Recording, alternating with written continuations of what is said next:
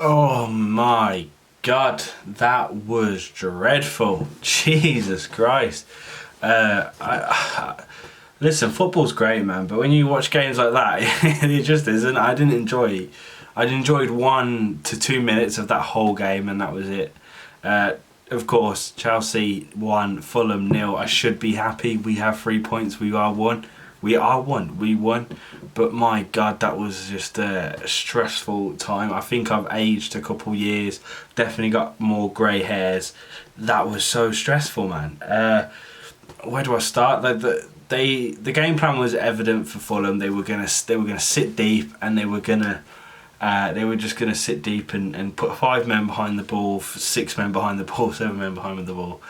And just defend, and try and counter-attack. And to be honest, that when teams play like that against Chelsea, we crumble. We really can't find ways to break them down. You'd think with the attacking talent we have, we could break that down, but we can't. So that's the game plan for anyone playing against us at the moment. And we just couldn't break it down. No one individual was looking good. I'd say the only player today that looked good was Mason Mount, and of course Mason got the goal. The all-important goal, but literally he was the only one that looked bright. Even Giroud looked poor. The team selection was nobody was happy with that. Where the fuck was Gilmour? Where was Hudson Odoi? Rudiger over Zuma? What's going on? We all were very stressed out with those decisions. In fairness, Rudiger didn't have a bad game. Jorginho didn't have a bad game. Kovacic was fucking a wet wipe, and I don't know why he played, to be honest. I'd rather have seen someone else over him.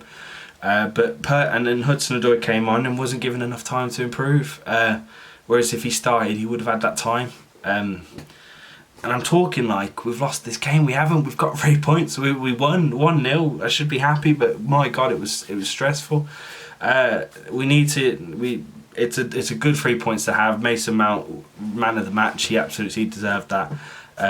And that goal was justified after hitting the bar and stuff. But against 10 men Fulham, we should be doing better. Werner could have made it 2-0 and just didn't right at the end. And it's laughable now, isn't it? And the comparisons are coming in with Torres and Morata, and these comparisons are coming in.